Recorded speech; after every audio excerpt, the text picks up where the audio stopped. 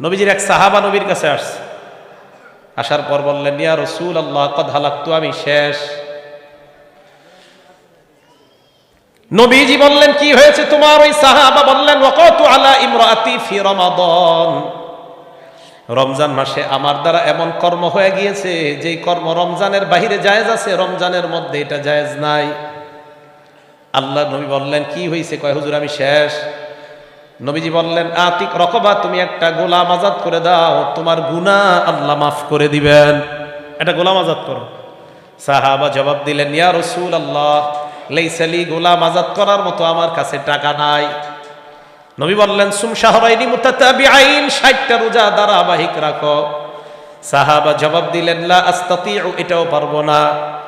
নবী বললেন, এক কাজ করো, আতইম 60 মিসকিনা, 60 জন অসহায় মানুষকে খাওয়াও। ওই সাহাবা জবাব দিলেন, লা আজিদু, এটাও আমার পক্ষে সম্ভব না।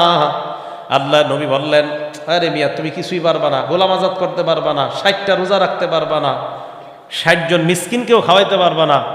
নবীজি টেনশনে পড়ে গেলেন, কি করবে? এই দেখেন, ফাউতিয়া বিআরাকিন, নবীজির কাছে এক ঝুড়ি খেজুর আসছে। আরক শব্দের অর্থ বুখারীতে আছে, দেখবেন আল আরক, আল মানা আল মিকতাল, মিকতাল মানে ঝুড়ি। এক ঝুড়ি খেজুর আসছে নবীজির কাছে। খেজুর আসার পর নবীজি বললেন, আইনা সাইল, ওই লোকটা কোথায় যে আমার কাছে একটু আগে মাসালা জিজ্ঞাসা করছে? এই যে হুজুর আমি। এদিকে আসো, নাও এই খেজুরগুলা নাও, এই খেজুরগুলা নিয়ে সদকা করে দাও, আল্লাহ তোমার গুনাহ মাফ করে দিবে। এখন আপনারা মন দিয়ে শুনেন, ওই সাহাবা কি কয়? কয়, আলা আফকার মিন্নি, হুজুর আমার চাইতে গরিব কাউরে সদকা করমু? নবীজি বললেন, হ্যাঁ তোমার চাইতে গরিব কাউকে দিবা। সাহাবা জবাব দিলেন, ওয়াল্লাহি মা বাইনা লাবাতাইহা আহলু বাইতিন আফকার মিন্না, মদিনার আশেপাশে আমাদের চাইতে দরিদ্র পরিবার আর কেউ নাই।